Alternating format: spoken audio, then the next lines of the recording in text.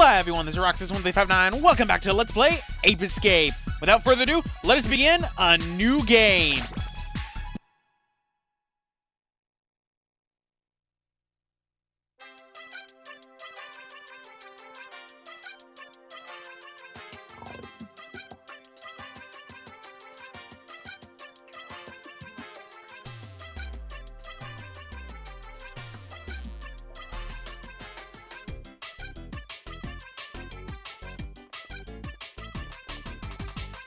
Hey, Spike, did the professor finish the time station yet? Are we gonna get to go back in time? He said he'd be finished with it today. Let's go. I can't wait to check out the dinosaurs. And what about the future? Yeah, we'll keep talking because I'm going first. That's not fair. Hey, wait up. You better hurry up. I'll see you there. Hey, Professor! Spike, Jake, over here, watch out. Spike, the time station! No, run you two.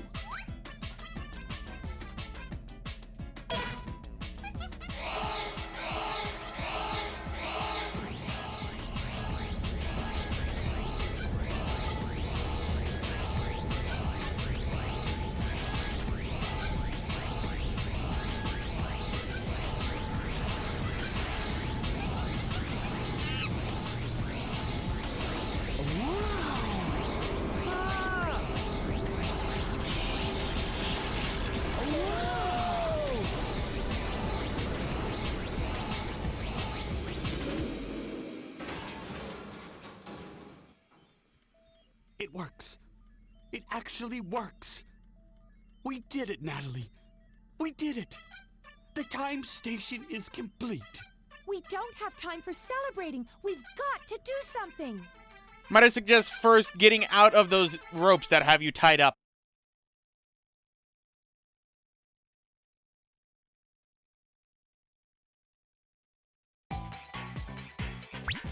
Spike, can you hear me? You must listen carefully. Something awful has happened. There's been an accident. The time station has been activated by Spectre and you're being transported back in time. You'll soon arrive in the lost land when dinosaurs roam the Earth. Spectre has sent the apes back in time to try to change the course of history. His plans for world domination have begun. And if we don't stop the apes, history will be changed forever. You're our only chance. Two of my gadget inventions, the Stun Club and the Time Net, were also caught in the transport. I want you to use them to catch the apes and send them back here. The Stun Club can be used to defend yourself against attackers. And when you use it on the apes, they'll be stunned. And you'll have an extra second to catch them with the Time Net. There isn't time for any monkey business, Spike. Our fate is in your hands. We're depending on you. Be careful. Professor, you kind of cut yourself off right there. So, seems we've been thrust through time, and our mission is clear. We must capture little monkeys. This time, 3 of them. But before anything else, welcome to Fossil Field, ladies and gentlemen, the first level of Ape Escape 1. And, before anything else, let us go into controls. So, use the left analog stick to move Spike, our protagonist, around. Use the right analog stick to use any of your gadgets that you have equipped. For example, the Stun Club, which we have equipped on the triangle button, or the Time Net, which we have equipped on the X button. You use the face buttons to equip gadgets. You can switch them over time by pressing the Start button, going to Gadgets, and changing any order you want. So, for example, if I wanted the Time Net on the triangle button, I'd hit the triangle button, and it'd replace it with that, and then put the Stun Club on the X button. Of course, I don't want that. I want it on the X button. Anyway, other controls go by like this. You can use the R1 button to jump or the R2 button. I will be using the R1 button. Press it twice and you can double jump. If you want, you can end up using the L1 button to center the camera right behind Spike, which is very helpful and is really the only camera control you have in this game. Use the L2 button to go into a first-person mode. If you hold the L3 button, you will crouch down. If you move around while crouching down, what you can end up doing is you can end up sneaking up on the little monkeys. This actually makes it that it's harder for them to see you.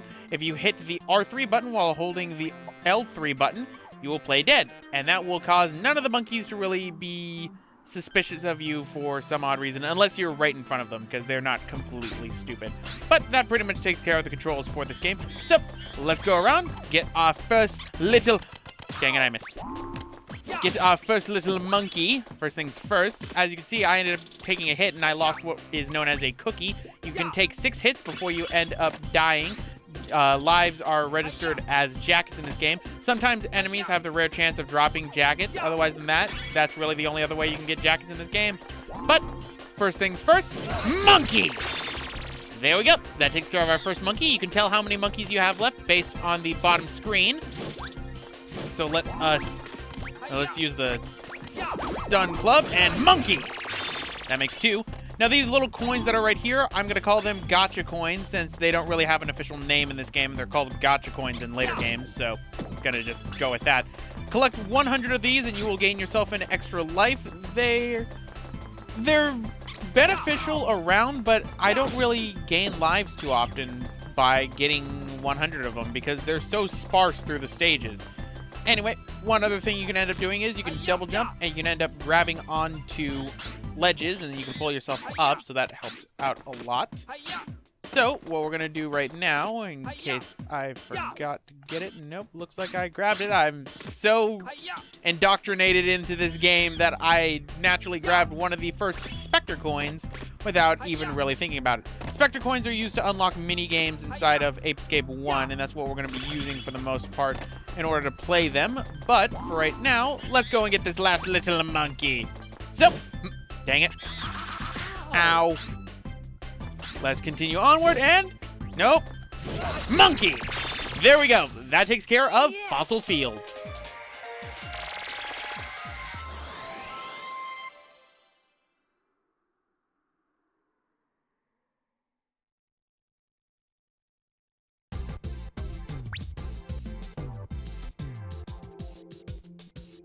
You did great. Thanks, Natalie. So, there we go. We've captured 3 monkeys and have finished the first level. So, let's warp now to our hub. Ladies and gentlemen, welcome to the Time Station, which this red mailbox will explain. Welcome to the Time Station. Everything here will help you with your mission. This room is the warp room. In front of you, the round switch will take you to the stage select area. Behind you, the red switch will take you to the load and save data area. Be sure to read all mailbox messages and learn from them. So yes, there are different type of mailboxes that you will find throughout the stages. Red ones will open up automatically if you get close to them. Blue ones you have to hit with the stun club in order to open them up. Blue ones don't normally contain too many important messages. The red ones will contain messages that are crucial for you to learning things, such as this one right here. Step onto this switch to save the game and check out the monkey data. The other rooms are the training space and minigame corner. You should try them out. Alright, so go this way towards the right when you enter the room and you will end up in the training area for the gadgets. This is the training space. You can learn to use the gadgets you already have. Practice here if you forget how to use a gadget. Now, there are training options for every gadget in this game except for the stun club and the time net. The reason for that is because the professor explains it in a cutscene and it's pretty self-explanatory. Later Apescape games would fix this and they would give an option to have a, I guess you would say, training option for the stun club and for the other areas. You could also end up using this room right here to test out climbing abilities, such as climbing on these pillars, which is what Spike can do. And that's pretty much it. So this is pretty much a movement training room. So let's head back to the warp station and go towards the minigame corner, shall we? Now for the minigames, we haven't unlocked any, and you can tell that we haven't unlocked any 2 ways. One, you can tell based on the warp room screen right there, because as you can see, there are Spectre coins with numbers on them. The moment one of those numbers disappears and is replaced with a regular image, why am I not using first person mode to show this off? You will know that you have a minigame. There is another way, which will be explained once we go inside here. So, inside here we have the minigame corner. So, this is the minigame corner. To play a minigame, gather the Spectre coins hidden in the stages. Once you collect the number of Spectre coins on the monitor, you can play that minigame. You can confirm the number of coins you've collected by pressing the start button and then hitting the circle button. So yes, if you hit the start button, there are more options besides gadgets, as you might have noticed. There's exit on the square button, status on the circle, options on the X button, and gadget on the triangle. Now for options, we have pretty standard options. I might actually lower the music a little bit because inside some cutscenes it's louder than the voice acting, which you might have noticed in the first setting. Inside the status screen, you can check how much your current percentage of the game is and how many Spectre coins you have. I will never be using that. Exit allows you to exit the stages whenever you're inside them, and you will be warped back to the warp room or the time station. And then gadget, I've already explained beforehand. So there are 3 mini games total. In order to collect them, you need to collect the Spectre coins. And there are more Spectre coins in this game than there are mini games, so you do not need to worry. You do not need to get all the Spectre coins. However, I will be getting all the Spectre coins as I said I was going to be. But pretty much that takes care of the time station, ladies and gentlemen. And for the most part, I think what we'll do before we end off this episode is we will go and finish up the first area of the game, which is known as the Lost Lands. So we're going to head off now to our second stage, Primordial Ooze. So let's go. But first, Look what I've got, a new gadget. Check it out. This is the water net. Use it when you're underwater. I equipped it with an oxygen meter. I'm sending the new gadget over to you right now. Try it out in the training room. Without training, it will be too dangerous for you to continue on to the next area. Well, good luck and be careful. thank you, Professor. So yes, we have our first new gadget, the water net. The water net allows us to swim underwater and through water through different means. You end up using the left analog stick to move around. You will naturally float up over time. There's an oxygen meter in the upper right-hand corner that will change colors depending on how large the meter is. It will also play a sound if it is close to running out of oxygen. If you end up hitting the L3 button, you will dive down, which is how you will be getting around. So you have to hold L3 in order to move around. It's not as awkward as you'd think, and it's not too pressure sensitive. If you hold the R1 button, you will end up doing a jet dash, which you can combine underwater to swim around faster. And that's pretty much it. However, there is one more control. So let's avoid the red mailboxes because I already know this game pretty much like the back of my hand, and I don't need those red mailboxes telling me what to do. But since you hold the L3 button to, dive underwater, what do you do with the R3 button? Well, the R3 button shoots out a net, allowing you to catch little monkeys, or in this case, little monkey statues. So, pretty much that is how the water net works. It is automatically equipped the moment you end up jumping into water, so you do not need to equip it to a face button. But let's head off now to our second stage, Primordial Ooze, where we have to capture 4 little monkeys out of 6, and there are only 1 Spectre coin.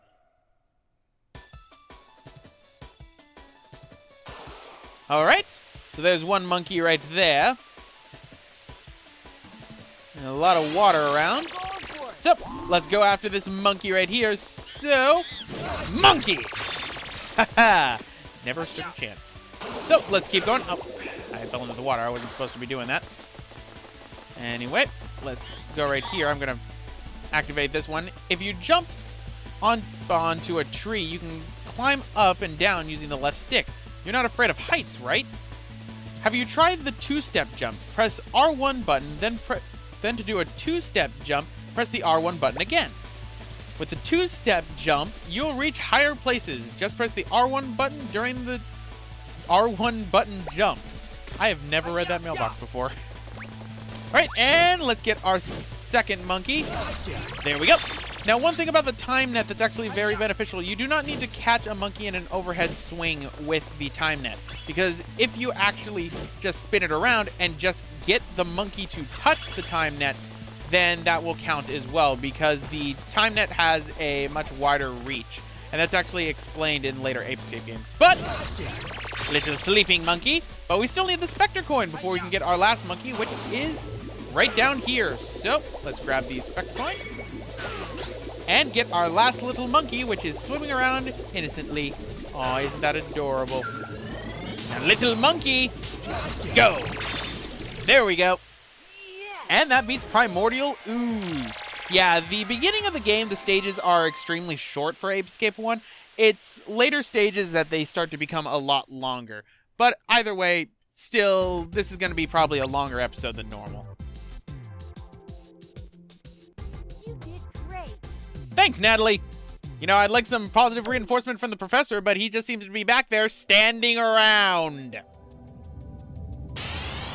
So, now let's go and tackle the last stage of the Lost Lands, which is known as Molten Lava.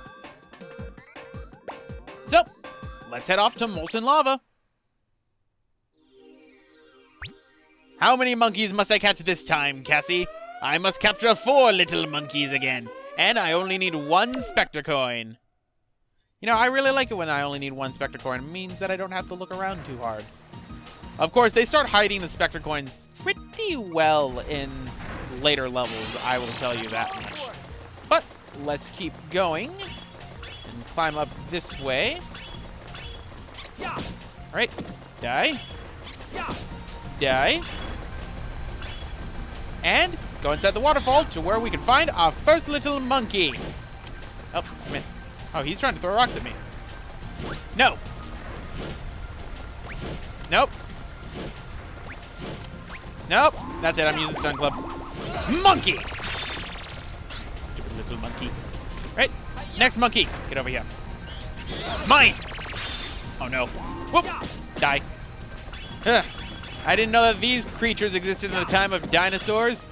That'd be kind of weird. Alright, so let's go around. Now, there is another monkey that's up that way, but we need a method of being able to get up there. There are 2 methods to doing that, and I'm going to be taking the one that is actually the glitch method once we get a certain gadget. I will be showing off the glitch, and I will be using it probably throughout this run, just to save on time. Right? Nope, get back here. Yes! That's always one of the more annoying monkeys to capture, because he likes to run underneath the eggshells, and then you got to watch out for the pterodactyl. But time for something that later would be shown in Futurama. A monkey riding a dinosaur. Nice job, buddy. So, nope. Nope, I want the monkey. Give me the monkey, T-Rex. Come on, give me the monkey. Give me the monkey. It is possible to catch him. I know it's possible to catch him when he's not on the tail. Oh, come on, it went right through. It is possible to catch him, but I think it's somewhat of a glitch sometimes to do it. Right. Either way, if I can get the T-Rex to bash his head one more time, he'll drop the monkey. You know what? No, I'll go after... Great, now I have 2 monkeys I can go after, but I can only get 1, which is one aspect of Ape Escape I'm not a fan of. But might as well get this one. So, monkey! Okay, he was throwing rocks at me. I had to catch him quickly. Yes. He was throwing rocks at me. Those'll hurt. But there we go, ladies and gentlemen. That takes care of the first area of the game, the Lost Lands. And all in one episode, too. You did great. Thank you, Natalie. I do my best. So, anyway, guys, I'm going to end it off right here. This has been Roxas1359, and I'll see you all next time.